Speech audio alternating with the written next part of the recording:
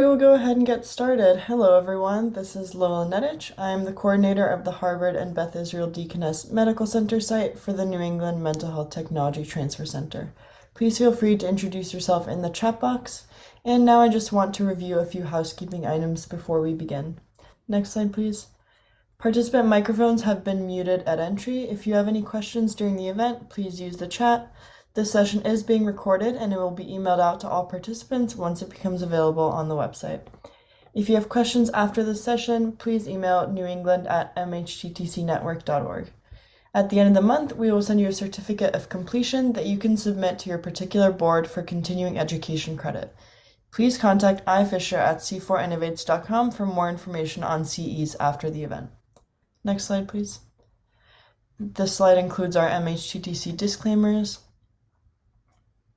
Next slide, please. The MHTTC network uses affirming, respectful, and recovery-oriented language in all activities. That language is strengths-based and hopeful, inclusive and accepting of diverse cultures, genders, perspectives, and experiences, healing-centered and trauma-responsive, inviting to individuals participating in their own journeys, person-first and free of labels, non-judgmental and avoiding assumptions, respectful, clear and understandable, and lastly, consistent with our actions, policies, and products. And with that, I'll hand it over to Dr. Shirley Yen for some introductions. Great. Thank you so much, Lola. Well, it's my pleasure to introduce Mr. Mookie Manalili, who is a psychotherapist, professor, and researcher with particular interest in suffering, embodiment, meaning-making, narratives, memory, and ethics. He's a psychotherapist in a private group practice utilizing narrative therapy, psychoanalytic approaches, mindfulness traditions, and neuroscience psychoeducation. He's also a part-time faculty at the School of Social Work and Department of Psychology and Neuroscience, and a research consultant for the Morality Lab and the Center for Psychological Humanities and Ethics at Boston College.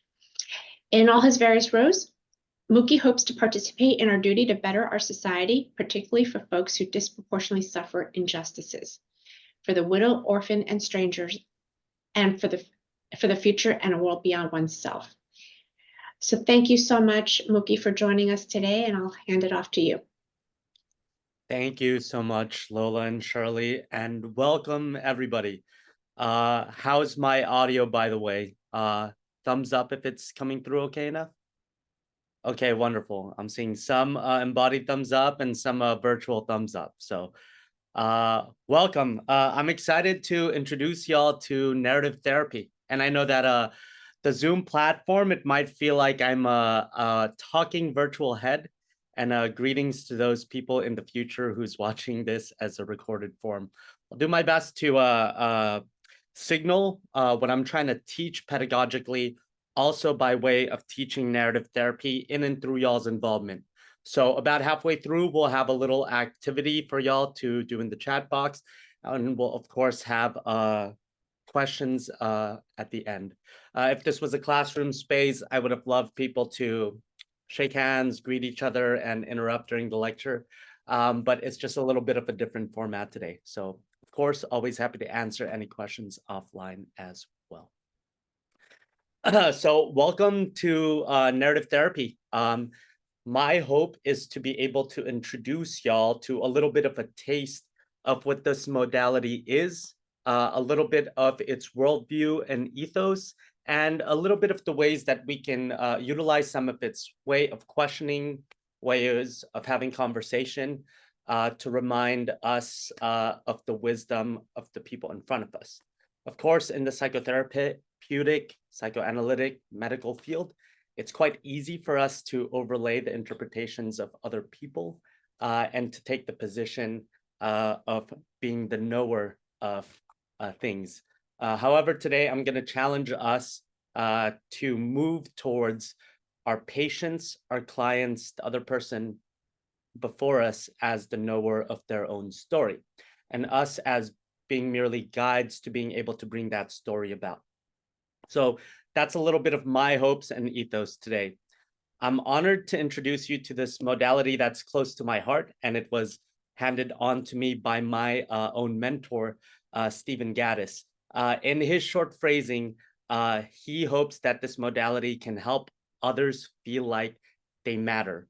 Or as the founder of narrative therapy, Michael White notes, that the person is not the problem is the problem. And I'll discuss more what that maxim actually looks like in practice. So here's a little bit of our outline today.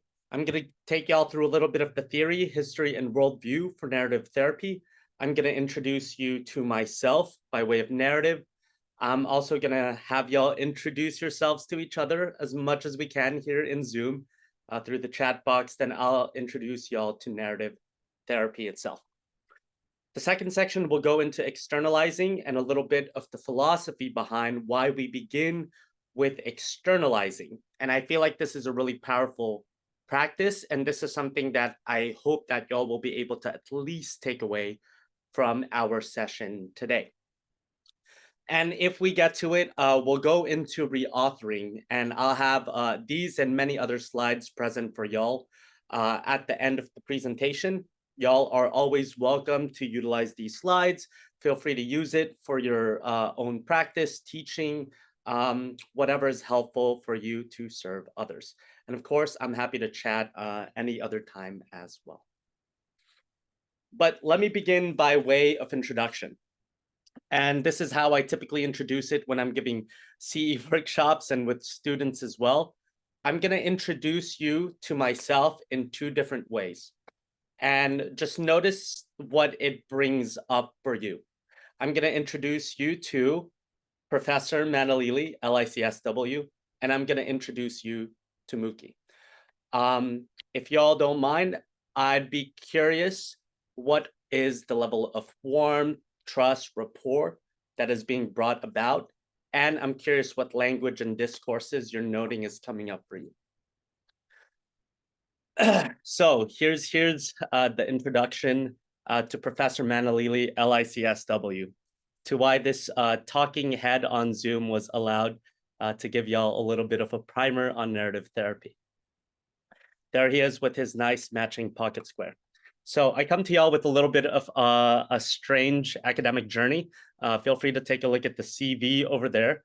But I have a background in civil engineering, actually, from Loyola Marymount. I have a couple different master's degrees, one in theological studies from Notre Dame, another in systematic theology from Boston College, and a final one from Boston College for clinical mental health, for which I practice psychotherapy through. I also joke that I come from the island of the Philippines and I have 4 names. So I just needed to collect even more letters after the name, so the business card goes to the second line. I see some grins from the people who have courageously unmuted their screen. So thank you for that, y'all. I'm also a professor and researcher at Boston College. So as noted, I'm a part-time faculty in the School of Social Work. And I also teach intro to psychopathology in the psychology and neuroscience department for undergrads. I'm a research consultant in the Morality Lab. That's a social neuroscience lab. And we investigate theory of mind and human behaviors towards prosociality. And I am also a research consultant for the Center for Psychological Humanities and Ethics, which is mostly a philosophical psychology lab. Lastly, I'm a psychotherapist in private practice, and these are some of the modalities that I'm trained in and interested in relating to patients, clients, and persons through. Here are some other involvements that I have as well. So notice maybe there's a discourse of the academy that's being utilized here. It generates maybe a bit of trust in the philosophy and the treatment models that I might be spewing, right? I'm utilizing language here that is primarily academic and discursive to the context. So let me press upon that just a little bit, right? I'm going to introduce y'all to Mookie. Just notice the difference in the language being utilized and perhaps the relationality that might be generated here. So who do I perceive myself to be really?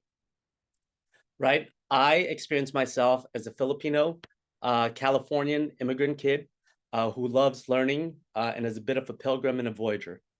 I've moved around the United States about 15 times now. So it's been a lot of different neighborhoods and contexts that I have been fortunate to learn from and make friends.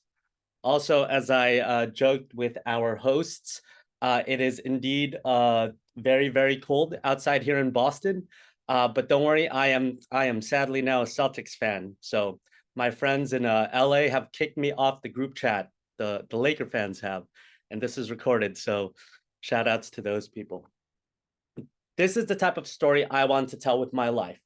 I'm quite indifferent to the roles that I wear as long as I can teach, research, and counsel. I don't mind whatever titles are given to me based on that, but I hope to be of service to others around me, especially to others who are suffering. I hope to make spaces a little bit more hospitable, whether a classroom, the therapeutic office, or even places difficult to Zoom, to try to create a warm, inviting space, and especially for those people who follow after us. So what values do I hold precious? Responsibility, which is, of course, big in our field. It's something that I think we either anxiously relate to or maybe don't think of enough. Mahal in Tagalog. So a little bit of a primer in Tagalog. Mahal is actually fairly unique. In the English language, love is translated more akin to pleasure. I just had lunch at Life Alive for people who are familiar with that place, wonderful restaurant. And I can say that I love Life Alive, right? However, loving Life Alive would mean that it is pleasurable to me, right? In Tagalog, mahal functions different. When I say mahal ikaw to a person, it means I love you. But if I say mahal ito to an object, it actually means it is pricey, it's precious, it's valuable. So notice you can begin to unpack and understand my context when I associate love with sacrifice, right? When I say that I love my family, from a Western context, that might mean, oh, he enjoys spending time with his family, right? But when I'm helping my little brother go through college, it's not even a question in my mind that I would do that, right? Because to love somebody, at least from that context, is to sacrifice for them as well, right? And lastly, hospitality. So notice the differences in signals and power dynamics that are present even in our ways of relating to each other. Whereas academic discourse might be very helpful to create a sense of rapport in talking about intellectual things, there is a way that relating to just Professor Manalili misses what I value, what I'm motivated towards, the types of things that will actually generate behavior when we create a treatment plan for people, right? So I like to introduce myself in those two different ways just to even show y'all that the different personas that we're able to tap into based on tuning into the person's unique language and words might open a plethora of other things that we can utilize in our treatment. All right, so I sadly don't like monologuing. I know many professors do, but I get paid more to just ask a question and listen. So I'm gonna give y'all a couple minutes to do that. If y'all wouldn't mind, I would have loved to do this, you know, in dialogue, in person, maybe another time over tea. But please take 1 minute to reflect on the following questions, and then take 2 to 3 minutes to write it down on the Zoom chat so that we can scroll up and kind of see everyone's response. Number one, names, roles, and the place, locality that you're zooming in from. 2, what are you valuing by tuning in to narrative therapy? I joke to some students and say, you know, if this is a requirement, that's totally fine. That's a welcome answer. I value honesty too. Number 3, what moments in your life do you enact this value? So if you're tuning in here to value a sense of lifelong learning, I'm curious other times that that is generated. And then 4th, who might be least surprised that this is of value to you? So let's take a couple minutes to do that. By way of leading, I'll do it myself as well.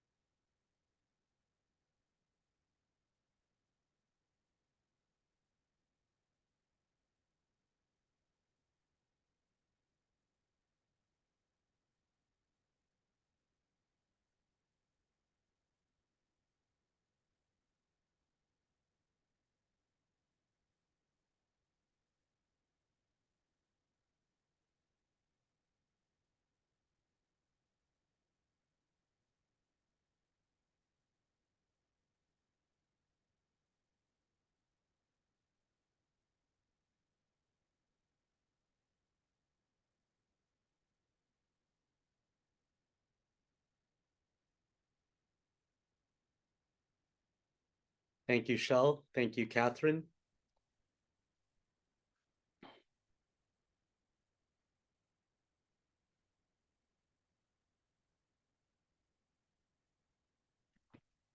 Thanks, Joe. If you have any good hiking trails, I recently just got a car, so happy to receive any of that from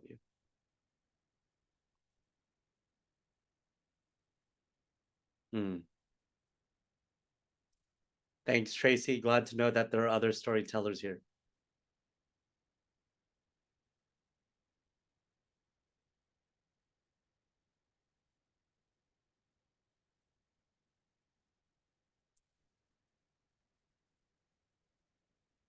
Other learners. Good to have you, Satari.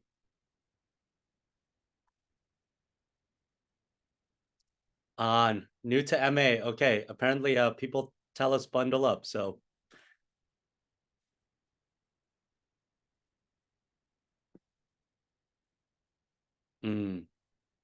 That's where I grew up, Jeff. Right there in LA by Loyola Marymount. Thanks for acknowledging the Tongva people as well.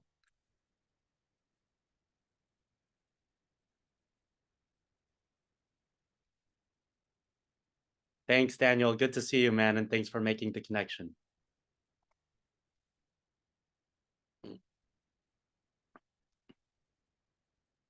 Thanks, Federico. And thank you, Madison, as well. Oh, Zenobia, a mutual friend. How wonderful. Hey, Chris, thanks for sharing. Hey, Aaron. I'm glad that you're continuing on with your MSW degree. Thank you, Teresa. Yes, honesty is a really important value. Awesome. Well, I'll let the rest of the chat keep filtering through. Please, for others, feel free to engage with them as well. See what values might be resonant from some of the folks that we work with. I know it's really easy in our field to be siloed in these things, and sometimes creating a sense of community might be difficult. So maybe tune into some folks who might share some resonances with values and or hobbies. But notice I'm curious what's coming up for folks in their embodiment as well, as y'all are able to express what is of meaning to you and maybe even relate to people from this other way, right? Not just from your name and your title and, you know, making sure that we're coordinating care, but from this way of deep to deep, from value to value, right? So this, again, is where narrative therapy kind of plays in. We play in the landscape of values and intentions, right? And again, that's not to say that other modalities who don't do that is wrong or bad. It's just a different way of relating to folks. So thank you for engaging with that activity. And I'd like to introduce us to a little bit of what narrative therapy might be able to offer us. But first, let's also contextualize where narrative therapy comes from. That way we can understand both its strengths and its gaps. So narrative therapy traces itself back, at least the one that I'll be introducing y'all to. I understand that there's a lot of other forms of narrative therapy. Niemeyer has a grief-based narrative work. Also, for those familiar with trauma work, Clotaires' Stare and T also utilizes forms of story and narrative. Those are great modalities and they each have their place. However, the one that I'll be sharing with y'all is from Michael White. So this traces itself back to the 1970s, 1980s in Australia. So it's a fairly new modality in terms of its background. It's part of postmodern therapies. So it's kindred, not the same, to things like solution-focused brief therapy, collaborative therapy, and other modalities that are quite person-centered, right? So there's a skepticism towards grand narratives for postmodern forms of therapy, a social construction of knowledge, and it's pretty subjective, right? We tune into the subjectivity of the person before us. So this is the Dulwich Centre of Adelaide, Australia, and this is how they understand themselves to relate to narrative therapy. They see themselves as one of many homes for narrative therapy. And the Narrative Therapy Initiative, which is right here in our backyard in Massachusetts, is the place that formed me and where I met my mentor, Steve, through the Boston College School of Social Work as well. Here are other spaces for folks in California. There's narrative therapy initiatives over there in San Diego. It's a bit of a drive from LA. And from folks in Chicago, there's also the Evanston Family Therapy Center, and they do more of the group and relational work. They do some pretty cool stuff there as well. So this is how the predecessors and the books that I listed up front and the ones that I'll be citing throughout. So that's Michael White, this is Stephen Gaddis, and Alice Morgan also wrote a really good introduction to narrative therapy. I invite y'all to read those books. So narrative therapy sees itself as a worldview, but as we'll see, because of the way that we relate to other people, it also touches upon the way we understand the world, or epistemology, of course, the way we organize the world in thought, which is philosophy, a personal commitment, because if we believe that the problem is not synonymous with the person, right, we are taking a stance that there is something of value before every client, patient, and person before us, right? So insofar as a personal commitment in a politics and an ethics of how we relate to other people. And most importantly, in my perspective, it's a practice. Right? It would be really hard to expect everyone to walk out of this 50-minute presentation to be narrative therapy experts. So of course, this is from my background of cooking Spanish food. This is just some tapas, you know. I'm gonna give y'all some things to try. Feel free to take what tastes good. And you know, if y'all want to continue, please keep coming back to the table. Here are a lot of the other theorists, philosophers, psychologists, historians who contribute to our understanding of narrative therapy as well. So overall, narrative therapy is a non-pathologizing, person-centered approach with its roots in post-structural, social construction, and literary philosophies. Its roots is actually family systems therapy, for which Michael White was trained in. So for the social workers in the group, this is very akin to our models already, because it takes certain assumptions that psychology might sidestep, where the person is always in a context, right? So family systems always assumes that the person is always relating to others, and systems therapy does the same. Narrative therapy does that as well, but with the way that we relate to stories and values with the world around us. Narrative therapy does not believe that a person just creates stories from out of nowhere. These stories are coming from places already given to us. They come from our culture, our heritage, our religions, our politics, our families, our friends, right? So again, that is the stance that narrative therapy takes. And as therapists, we are there to highlight the person's unique set of values, what they find precious, what motivates them, in order to generate action towards a more meaningful life. So what might this actually look like? Shout out to my civil engineering background. Y'all already knew I was gonna have an X and Y plot. So I hope that this is okay for some. Good, see some people hopping off of the video mute. If y'all would like, y'all are welcome to join us by face as well. Good. So you can think of a person's unique duration as being a timeline through time and through events in their life, right? Notice that some of the events might be bigger than others, right? For folks who work with trauma memories, y'all know that there's certain memories that are quite powerful and override other memories and or leave a gap, right? Almost inaccessible. But this is something that I found interesting in research. Whereas most of the other categories are not able to be lived. For example, I am an Asian male, so I don't know other experiences beyond this category, right? However, age functions differently, where the age that you are currently also has access to the experiences of all of the ages previously as well, right?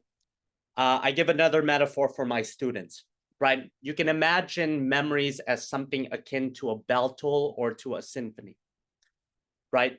Where when a bell rings, by the third ring, it carries with it the vibrations from the other two rings as well in the present moment. Notice memory functions the same, and some memories ring louder than other ones, right? That's why when I work with my 70-year-old patients, they might still be chopping it up about some adolescent memory that was quite powerful, even though they might not be able to recall breakfast yesterday because it's not salient. For the neuroscience side of folks, we know that memory is consolidated through the hippocampus and through our systems by salience and association, not only by linearity, unless you're a savant and you're neurotypical in that way. But notice what's powerful here is that memories don't need to be recent to be impactful, right? So this is the space of narrative therapy. So each person has with them a unique duration of experiences, heritage, cultures, relationships that form them, right?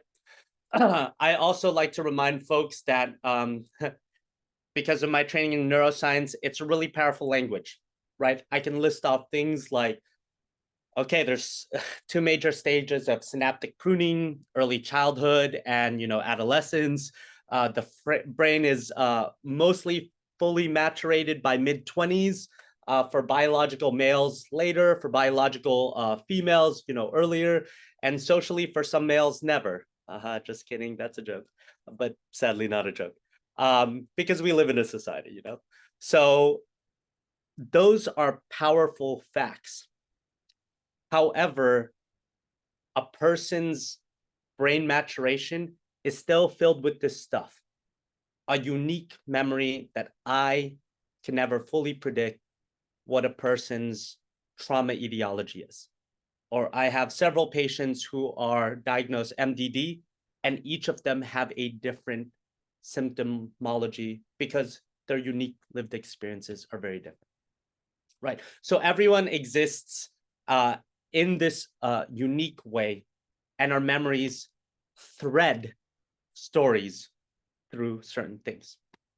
So, for example, I might have a certain narrative about myself that I am a bad Asian son because I did not complete my engineering track, right? I might be able to recruit certain memories that support that claim.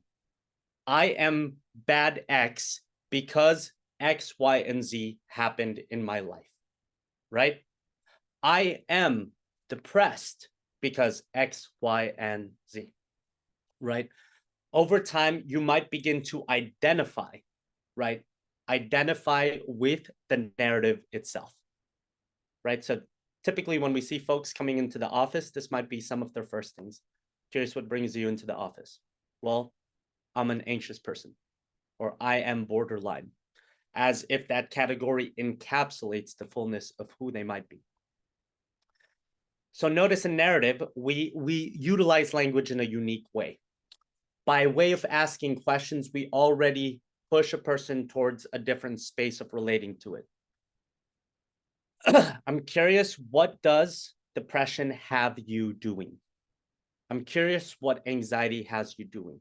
So notice there's already a bit of distance, and I'll explain when we go to externalization why we do that.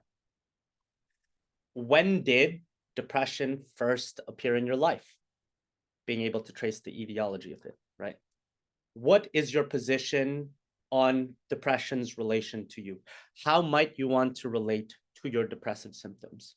So notice you're already generating a sense of agency and even a sense of a treatment plan of how they want to relate to the symptoms.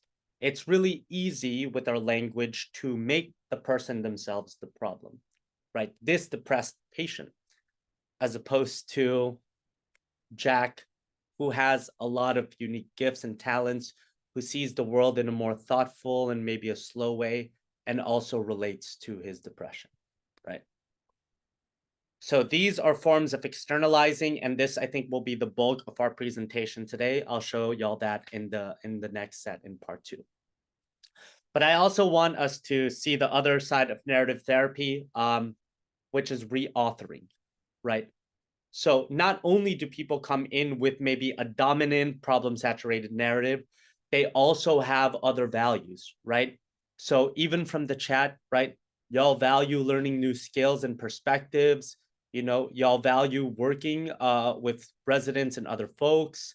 Y'all value hiking and having yoga practice, curiosity, all of these things. These things that might not necessarily fit with dominant ways of understanding ourselves in the world, right? But this question is really powerful for patients because sometimes they don't even get asked this. I've even had students who ask, that was like a really weird first session in class, because I realized not only throughout grad school, but undergrad, nobody just point blank asked me, what do you value? What do you hold precious? What is dear to you? Why are you putting yourself through thousands of debt to do this? You could have been an engineer or a finance bro or any other thing. Why are we doing this? But that gets at a person's motivation. And when we understand a person's motives, it's actually very powerful in terms of generating behavior. So this is what we do in narrative therapy to thicken intentional narratives, right?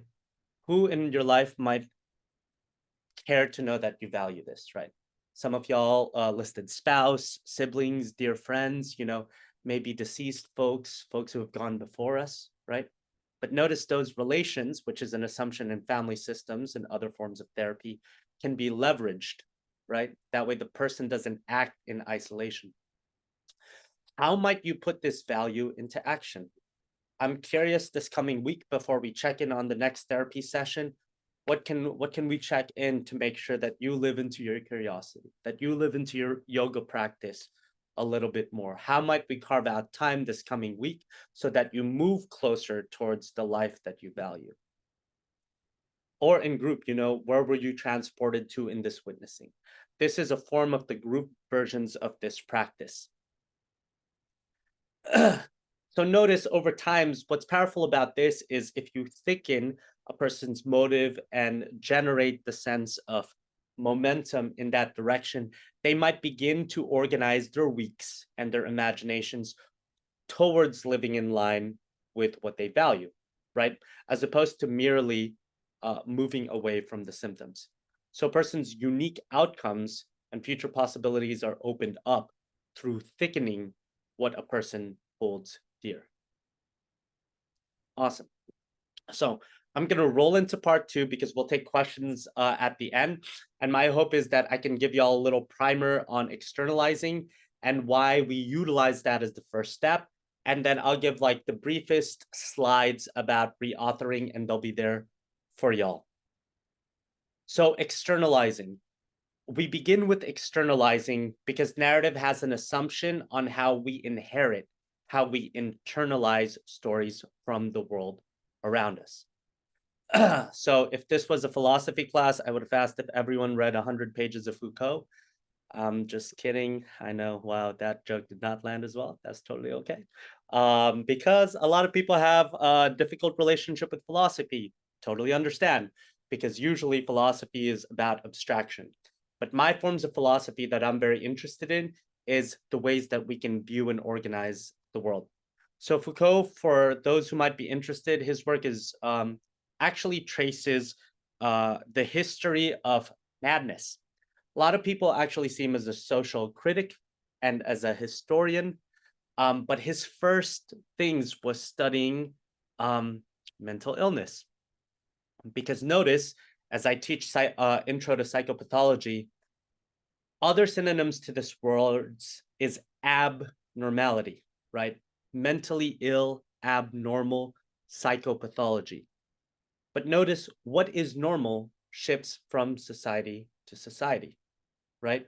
What is normal in the context here in Boston, if you know, I ask folks to go to Dunks and, you know, maybe I was going to do the pack at the Harvard Yard, but, you know, that would have been bad to our actual Bostonian folks. But if I ask people to go to Dunks in LA, they might be very confused.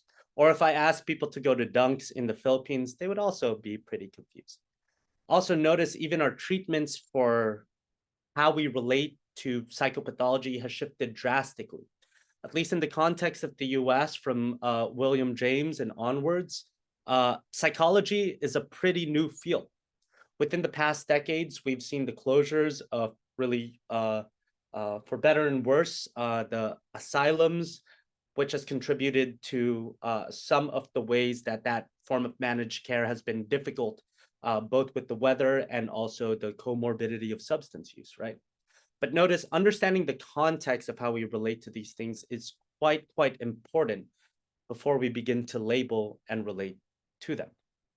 So Foucault does an interesting thing with this idea of power, right? And I'll kind of take us through this really quickly, but this bottom part is what I kind of want us to walk away with. So power, if I ask the students, they'll typically say that, oh, power is like top down, right? It's a leader telling you to do something, right? Power force is typically what people think about when they think about power. It's the ability to influence an action from the top down. And Foucault traces this to the way that back in France, there were kings and power was a dictum, right? But as society evolved and there's less fiefdoms and kingdoms like that, he noted that power began to operate more subversively, right? The ability to influence others, people's behavior is more diffuse now, right? Even the word influence hints at things like social media and things like peer-to-peer relations, right? You no longer have a person telling you to do something, but you begin to internalize what is normal, and you know that there will be either a social shame or some sort of social punishment if you act out of line in a given group and context.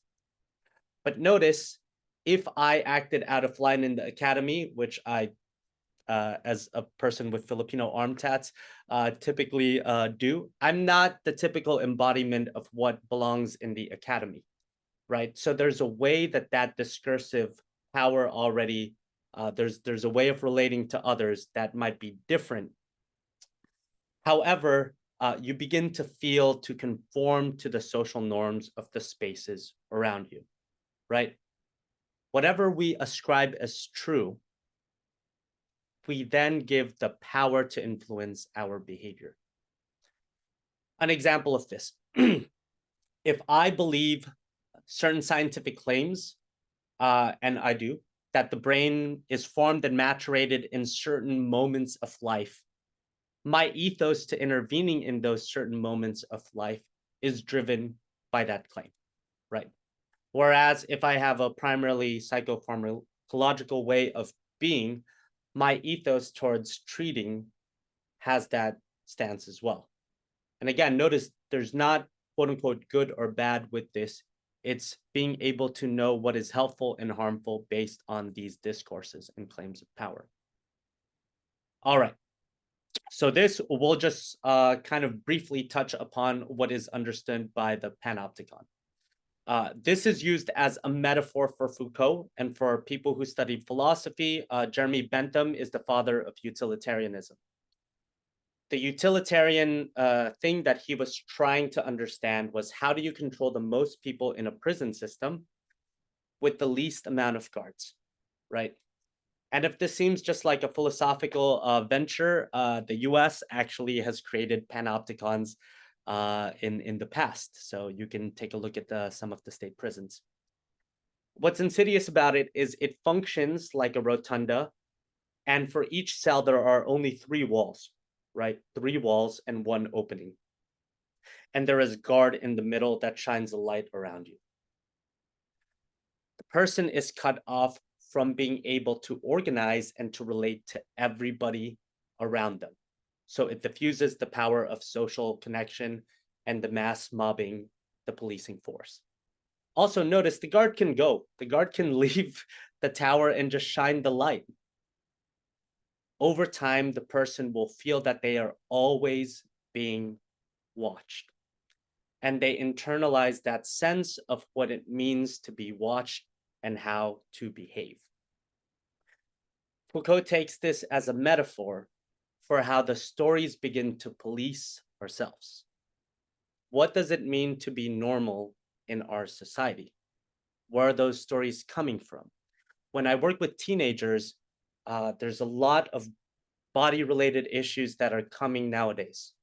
And I'm so curious where that's coming from. And I realized that the spread of social media has made them police their bodies in a way that has to be very aesthetically pleasing, very beautiful, X, Y, and Z, right? Younger and younger and younger. So again, the panopticon is the metaphor for how we internalize these stories, because these stories come from somewhere, that the person is made to be the problem, right?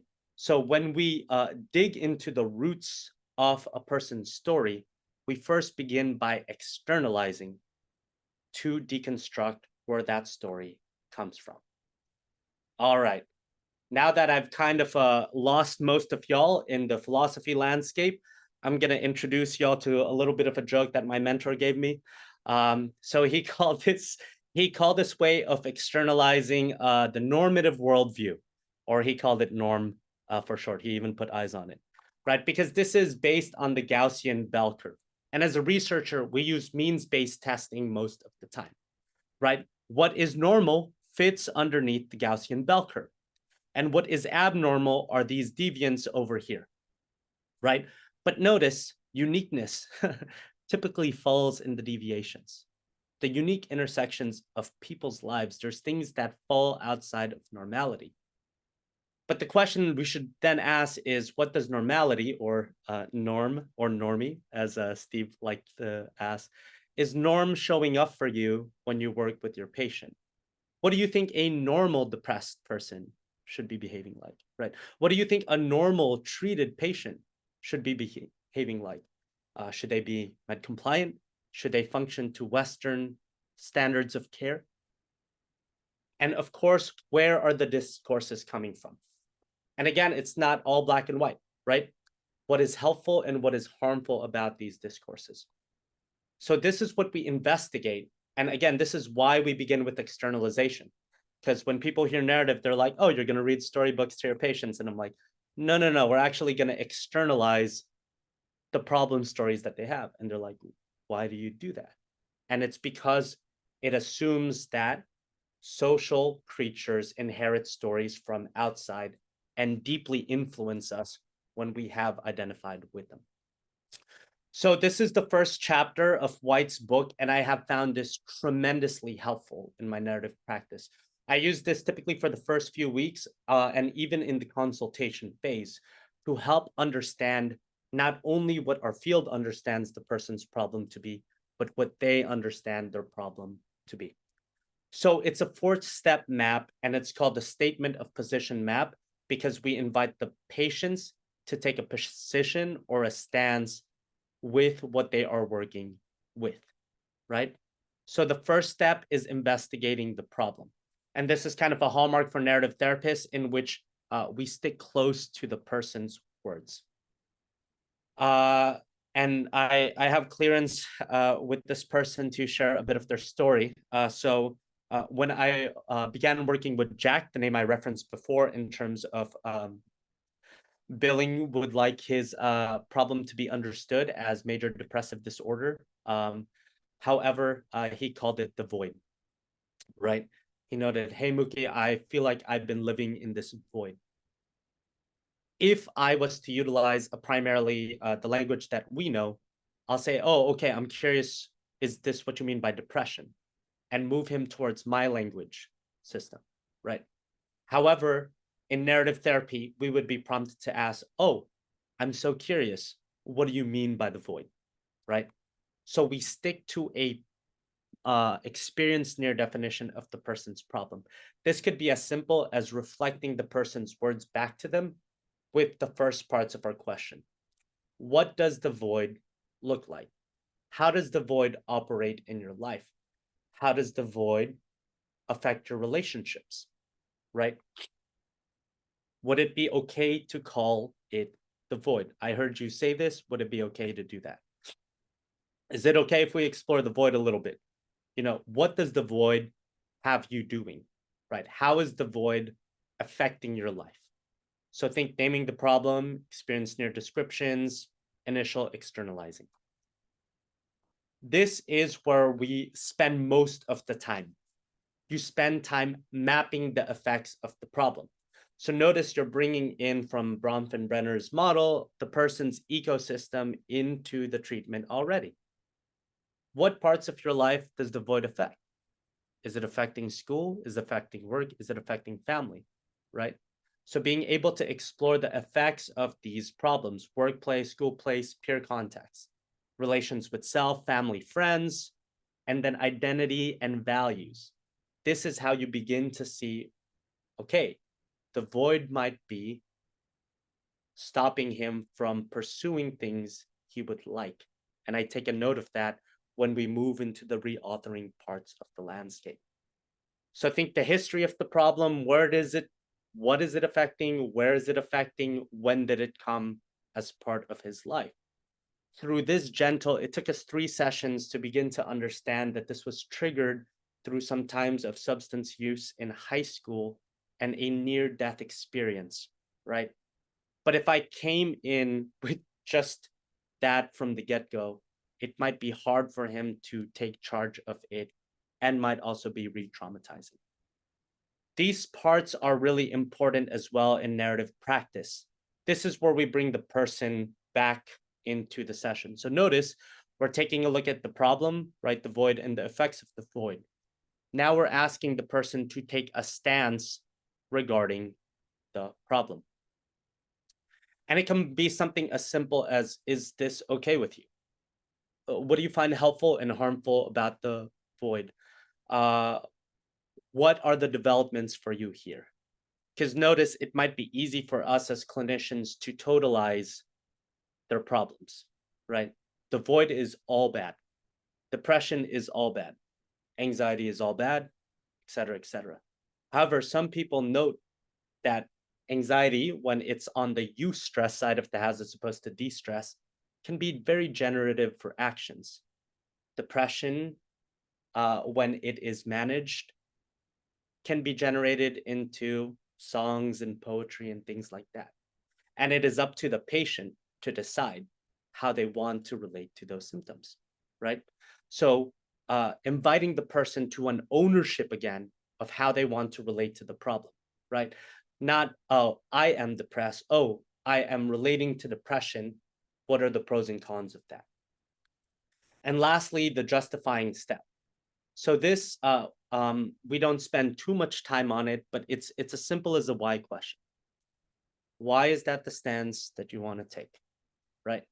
And you begin to see a person's values here, right? You begin to see what a person holds precious that the void and depression and other things might be hiding. Again, also tonality, the way that we speak is really important here, because why questions can be utilized to interrogate as well. Why is this the stance that you want to take? As opposed to, I'm curious, why might this be what you want to go with, right? So notice in externalizing, we move the problem from internalizing the person to how they are relating it to it outside. As I predicted, we'll go just briefly into reauthoring. But say a person notes that they are relating to a problem and they are not okay with the way that anxiety cripples them from being able to do certain things in their life. They might note that what they value is being able to enjoy time in nature and with friends, right? When you find those things, take note of that, because you can begin to ask questions of, I'm curious, what times in your life, if you were able to, were you able to do what you hold as precious, right? And then you move towards the reauthoring landscape. So that is what reauthoring notes as finding unique outcomes, right? Outcomes that fall outside of the dominant problem-saturated narrative. For folks who are familiar with solution-focused brief therapy, this is exceptions to the problem-saturated things, right? So you're digging for the little blue dots of the unique outcomes for when a person was able to enact their value. And back to the original slides, it doesn't have to be recent. Memories can be very, very salient, right? Effective, even if they are far back. And more importantly, even if the people have passed on, right? This is where the grief version of narrative therapy actually shines, because you can carry forward the influences of people who have passed on through unique outcomes, through remembrance by your actions and behaviors. So this would have been the landscape of identity and action map, but the TLDR of it is you move between the ways a person is interpreting those unique outcomes and moments in their life, right, that those unique outcomes surfaced. Because notice, it might be very disconnected in their mind that they value these things, and I have these disparate moments that I did it, but being able to thread the narrative of why that is precious and being enacted. So you go through landscapes of action and landscapes of identity, and they'll be there for y'all in the slides. But as a conclusion, a recapitulation, this is the primary maxim of narrative therapy. If you take nothing else away from this other than my really bad jokes and stand-up and maybe the colorful slides, take the fact that the person is not the problem is the problem. Each of our patients, clients, persons have a unique set of stories that we can tap into to help empower them towards their treatment outcomes. And they have such fun and unique and heartbreaking and beautiful stories. They are the expert knowers of their life. We broker for them wisdom, knowledge, medication, treatment, time, a listening ear. But at the end of the day, they know their lives much better than we do. So this is why we practice with this decentered, yet influential through our questions stance in narrative therapy. So again, thank you for taking the time to engage in narrative therapy. Thank you for each being in this field. Thank you for helping others feel like they matter. And if y'all would like to find more ways of relating to narrative therapy, there's those centers there, and you have my email. Thank you again, and I'm happy to take any questions with our last minutes. Thank you so much, Mookie. That was an excellent presentation. Really interesting. Let me give a minute for people to ask questions, and if you can, either raise a virtual hand or just unmute yourself and speak up, or enter something in the chat feature. Keep an eye. I have a quick question. This is Erin. Can you hear me? Yes. Okay. Hey, Erin. How are you? Thank you so much. I am wondering if it would be possible to, you referenced one of Steve's articles, the 2016 one. Do you have the sources on the slides? Because I'm curious to kind of reread that a little bit. I'm a little familiar with Steve, so I appreciated all the Steve highlights as well. Oh man, Yeah. I mean, his influence continues to echo. But yeah, here are some of the sources that I noted, and y'all can click through the DOI links over there. Yeah. Awesome. Thank you so much. This was really like a perfect crash course. Thank you, Erin. I appreciate the kind words. Any other questions? I had a question. Yes, Daniel. Yes. So, throughout the presentation, it was very apparent that language and phrasing is very important to the practice of narrative therapy and implementing it with clients. So, I wanted to ask you, how do you and your practice adapt the language presentation to different client populations and context based off of their cultures, their ages, but also to like their cognitive levels, and if there have been developmental challenges as well. Beautiful question, Daniel. And good to see you, man. Good to see you. I would say that one of the strengths of narrative therapy is actually you can allow the person to explain what they mean. And honestly, this assumption is really, really helpful when you're working with other cultures. It's kind of easy in English to assume that we're talking about the same thing. But what a client-patient person might mean when they say trauma might be very, very different than what our field understands trauma to be. And after moving 15 times, dang, I'll realize the English across the United States also very, very different, right? If I'm in LA and I talk like this, yo, bro, it's pretty chill, you know? Or if I'm in Houston and I say y'all, right? Very different than here in Boston, like, hey, get out of the road. I'm just kidding. That's not how all Boston are. But what's powerful about that is just within English, it begins to signal the different ways that we utilize English to signal even where we're from. So I think from cultural perspectives, that's so powerful because even Spanish, there's so many different ways that the contextual greeting and hello in Spanish kind of signals where that person may be coming from as well. So you could actually take a stance of humility and curiosity through this. Oh, I noticed that this was the value you listed. I'm curious what that actually means for you from your context, right? And yeah, maybe with kids and adolescents, you can try to crack a little bit more jokes. But no, I'd say allowing the person to be related to and how they want to be related. I asked patients how they want to be welcomed into the space, for example, and that, or what's appropriate for you to be welcomed into the space. So yeah, definitely lean into the ways that the person defines how they want to relate to their values and cultures from their context. Thanks, Daniel. Great. No, thank you. Any other questions?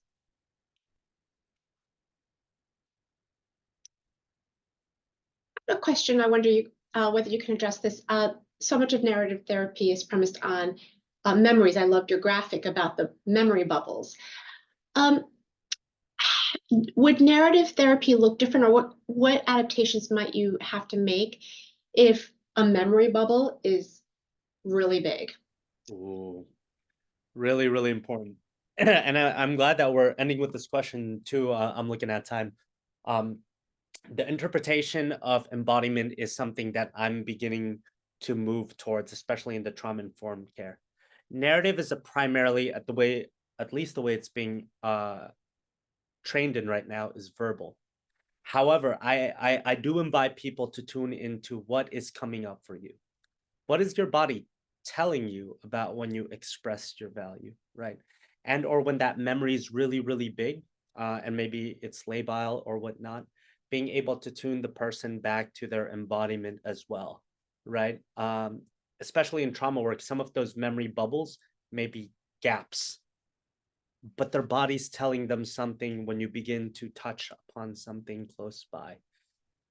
So yeah, when the memory bubbles are big or a gap or whatnot, actually being able to tune back. So I'm pluralistic in that. I'd invite y'all to be trained in a body-based work and adjust that in relation with narrative therapy. That way, when words begin to fail, there's things that help ground the person. Great. Thank you so much, Mookie. This is really excellent. Thank you. Thank you all. Thank you, and please feel free to reach out in an email. I'll make the slides available to y'all, and I hope our paths cross again. Likewise. Bye-bye.